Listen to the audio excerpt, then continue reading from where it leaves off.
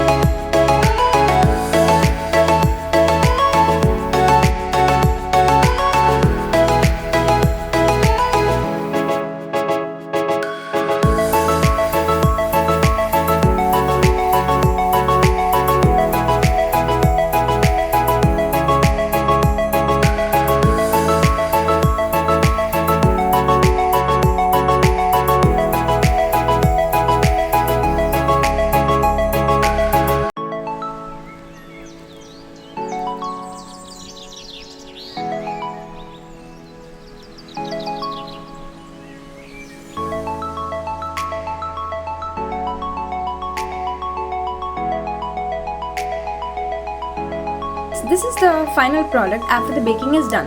If you guys like this video, don't forget to like, share and subscribe.